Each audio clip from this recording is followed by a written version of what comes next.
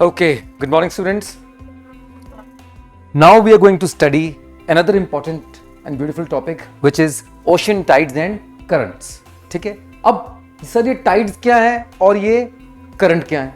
ठीक है, tides होता है हमारे समुद्र के, हमारे ओशन के पानी का ऊपर या नीचे जाना, ठीक है बेटा, और currents होते हैं उसका फॉरवर्ड या बैकवर्ड जाना। क्या ये दो बातें क्लियर हुई बेटे? अब जो currents हैं वो कई सारे फैक्टर्स पे डिपेंडेंट होते हैं, जिनमें से एक फैक्टर है टाइड।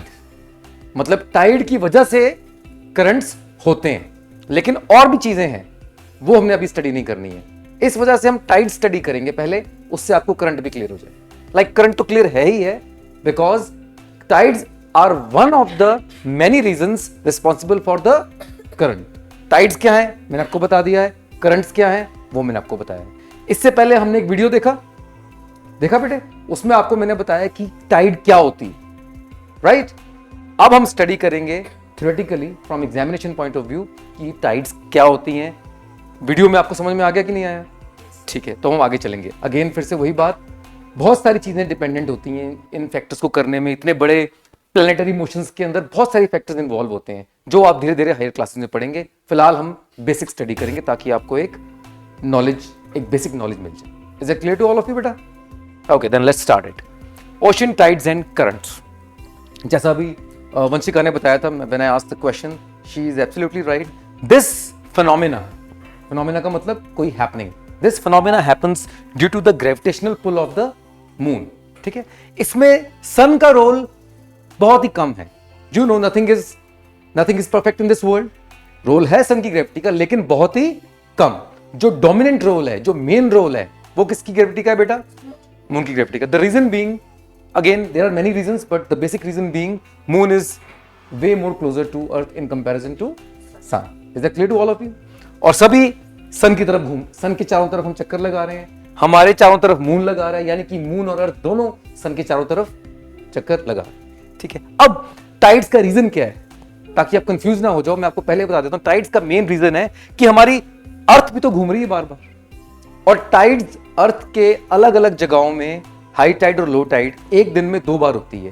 रीजन बीइंग कि जब हमारी अर्थ रोटेट कर रही है अपने एक्सिस पे, तो वो हर पार्ट मून के सामने जो आता है, अर्थ का जो भी पार्ट मून के सामने आता है, वो मून की ग्रेविटी को फेस करता है, जिसकी वजह से क्या डेवलप होती है बेटा? टाइड्स। इतनी बात सबको समझ में आई बेटे? Do you want to ask any question right now? Okay, then let's go ahead. So, as you can see in this figure, moon is on this side. That's why when the earth is rotating, this portion of the earth faces the most powerful form of gravity of the moon, and this part bulges out. Any problem? That's why this part is known as high tide. Okay? अब आपने एक rubber band देखा है बेटा? मैं rubber band एक circle में है, मैं उसमें अपनी फिंगर्स फंसाकर उसको यूं खींचूं तो इस साइड को बढ़ेगा और इस साइड वाला हिस्सा नीचे आ जाएगा। Same thing is happening here. जब मून इधर को फोर्स लगा रहा है तो ये वाला हिस्सा नीचे जा रहा है वाटर का। डू यू एग्री और not? That's why these extreme points are known as low tides. Okay बेटा, ठीक है। अब second point which is very important, जो हमारे अर्थ की फार साइड है, जब हम मून के हिसाब से स्टडी करें तो फार साइड क्या हुई? बिल्कुल उसके opposite.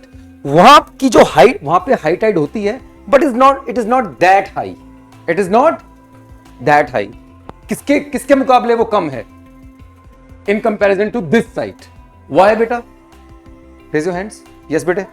Because this side faces the most powerful gravity.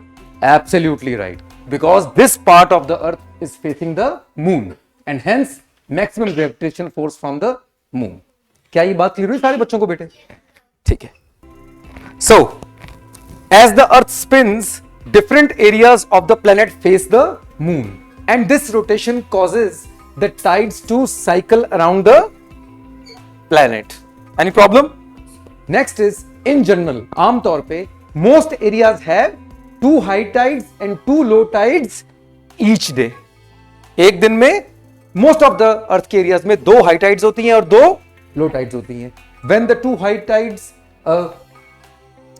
okay, वो आगे वाली स्लाइड में, ठीक है. So 2 high tides and 2 low tides होती हैं. Is this clear to all of you? Any questions? Okay, let us go to the second important point.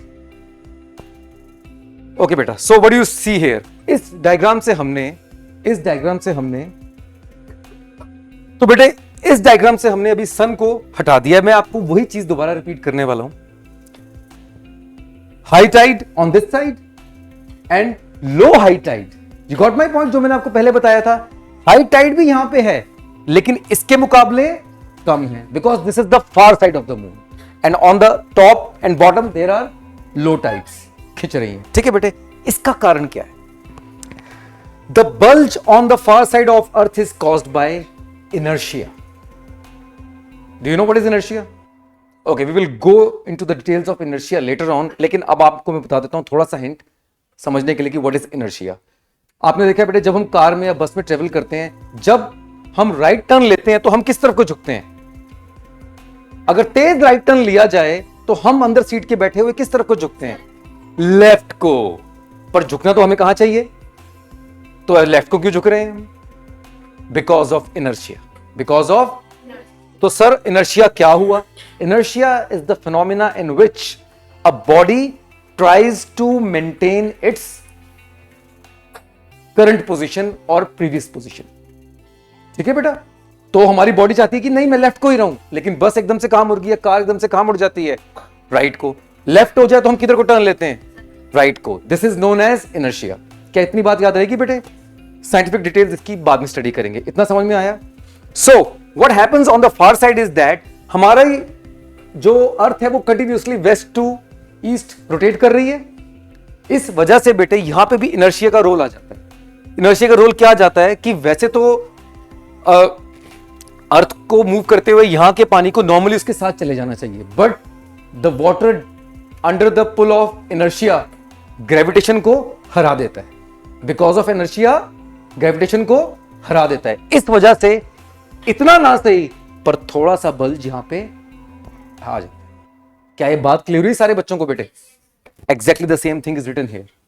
The bulge on the far side of the earth is caused by inertia. The water moving away from the moon, the water moving away from the moon resist the gravitational forces that attempt to pull it in the opposite direction.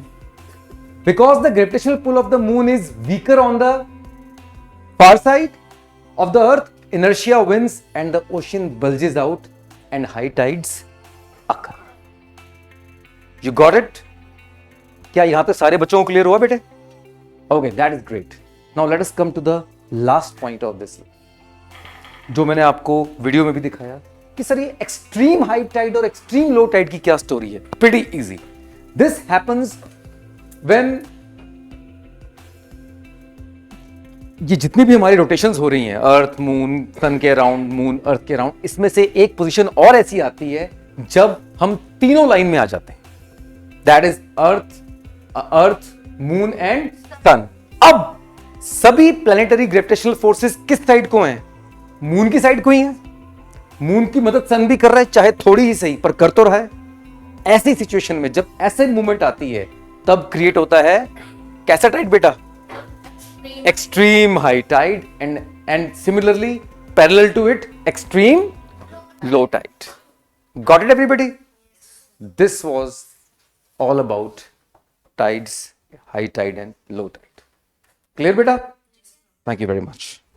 कोई भी study material आपको कुछ चाहिए पढ़ने के लिए, तो वो आप हमसे कॉन्टैक्ट कर सकते हैं। हमारे हेल्पलाइन नंबर पर आप कॉन्टैक्ट करें, आपको मटेरियल जो है मिल जाएगा। हमारी मोबाइल एप्लीकेशन है, मोबाइल एप्लीकेशन भी आप डाउनलोड कर सकते हैं, उसका लिंक जो आपको डिस्क्रिप्शन में मिल जाएगा। मोबाइल एप्लीकेशन से आपको हमारा स्टडी मटेरियल की PDF फाइल्स, टेस्ट सीरीज ये आपको वहाँ पे मिल जाएंगी। करंट अफेयर्स की आपको मैगजीन्स वहाँ मिल जाएगी, आप डाउनलोड करके प्रिंट आउट निकाल सकते हैं, पढ़ सकते हैं।